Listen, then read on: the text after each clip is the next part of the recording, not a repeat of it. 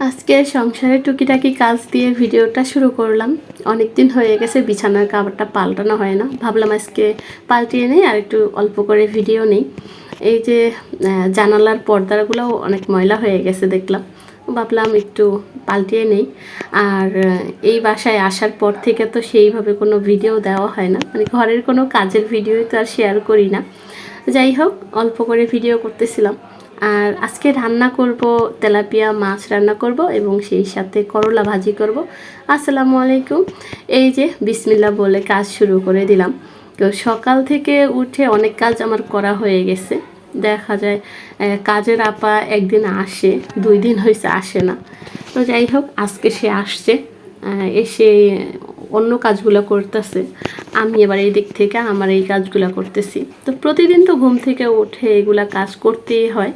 তো প্রতিদিন আর এখন সেরকম করে ভিডিও করা হয় না। আমি আরেকটা ভিডিওতে বলেছিলাম আমার সংসারে নজর লেগে গেছে।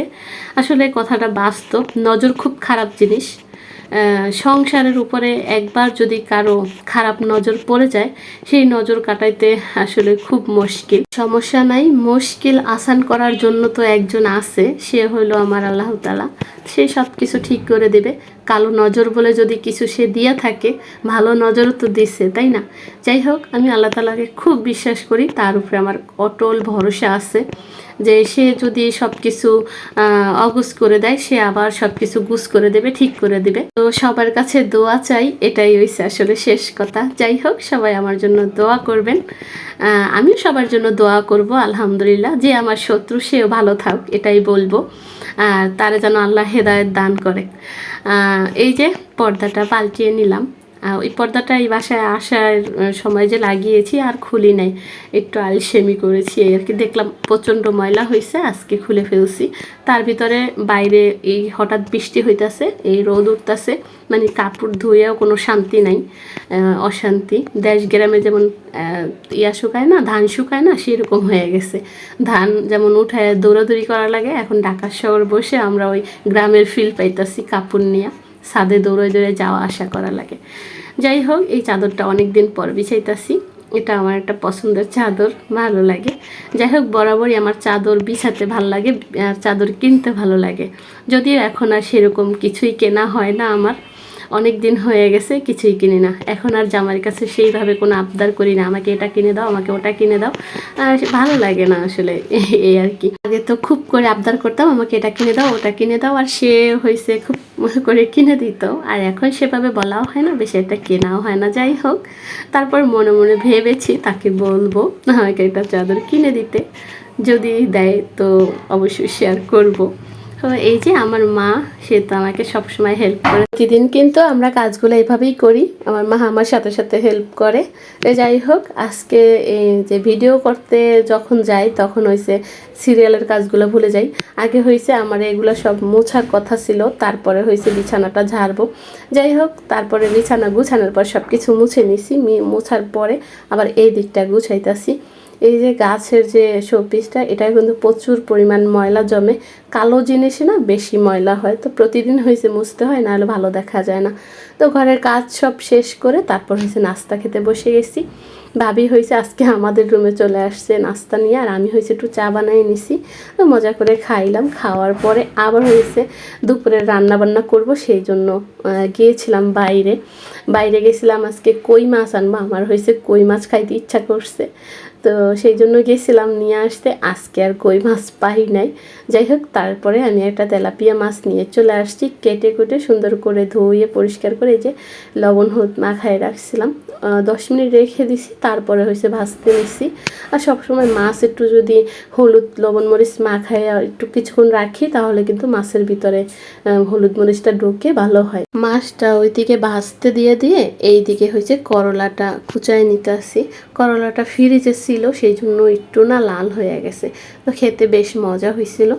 আর বরাবরই তো বলি আমার হাতে না একদম করলা তেতো হয় না, সবসময় ভাজি করি, খেয়ে সবাই প্রশংসাই করে, বলে তেতো লাগে নাই। আজকেরটাও সেম, তেতো লাগে নাই, খুব মজা হয়েছিল। তো আমি হয়েছে করলাটা বড়, তো সেই জন্য আজকে একটু বড় করে আলু কেটে নিলাম। যখন ছোট করলা হয় তখনও হয়েছে আমি এভাবে কাটি, কিন্তু কুচি করেও কাটি, আজকে এইভাবে মনে হইলো। যাই হোক, সব কিছু রেডি। এইদিকে আমার মায়ের খিদা লেগে গেছে, সে বললো নুডলস খাবে। তো আজকে একটু বেশি ঝাল করে রান্না করলাম, সে বলল যে ঝাল খাবে কিন্তু খেতে পারে না। একটু বেশি ঝাল করে রান্না করছি কারণ আজকে আমারও খেতে ইচ্ছা করছে তাই, আর এরকম স্যুপ নুডলস খেতে আমারও ভালো লাগে। যাই হোক, আর বুট ছোলা একটু নিয়ে আসছিলাম, সেটা খেয়ে নিছি। এখন হয়েছে তরকারিটা রান্না করতেছি। ছোট 2টা আলু কেটে দিছি কারণ জান্নাতের বাবা হয়েছে ভাত খাওয়ার সময় তার একটু আলু লাগে। যতই মাছ ভুনা করি সে 1 পিস 2 পিস আলু খোঁজে বাচ্চাদের মতো, সেই জন্য সব তরকারিতে তার জন্য হয়েছে আমি আলু দিই। যাই হোক, সাথে একটা টমেটো দিছি, দিয়ে সুন্দর করে কষিয়ে নিয়ে ঝোলের পানি দিয়ে এই তো একটু ঢাকনা দিতেছি। একটু বলক চলে আসলে তখন মাছটা দিয়ে দিব। আর মাছটাও সুন্দর করে ভেজে নিছি, এই যে ভেজে রাখা মাছ দিয়ে দিতেছি। তো আমি হয়েছে রেসিপি দিতেছি না, আমি আসলে যেভাবে রান্না করি সেভাবে হয়তো শেয়ার করি, এই আর কি।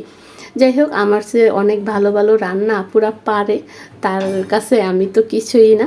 তারপরও আমি যেভাবে রান্না করি সেভাবে শেয়ার করি, ভিডিও যেহেতু দিই সেই জন্য। যাই হোক, যেভাবে রান্না করি এভাবে রান্না করে তোমরা যদি খাও ভালো লাগবে আশা করি, আমার কাছে তো ভালোই লাগে। যাই হোক, কথা বলতে বলতে অনেক দূর চলে আসছি। এই পর্যন্ত আমার প্রিয় আপুরা এখনও যদি আমার ভিডিওর সাথে থাকো অবশ্যই একটা লাইক দিবে। আর যদি আজকে প্রথম আমার নতুন ভিডিও দেখে থাকো, এখনও আমার চ্যানেলটা সাবস্ক্রাইব করো নাই, অবশ্যই আমার চ্যানেলটা সাবস্ক্রাইব করে দিবে। বাহিরে এত শব্দ, ভয়েস দেওয়ার কোনো আসলে ইয়া নাই। যাই হোক, একটু শব্দ চলে আসছে, সবাই ক্ষমা সুন্দর দৃষ্টিতে দেখবে।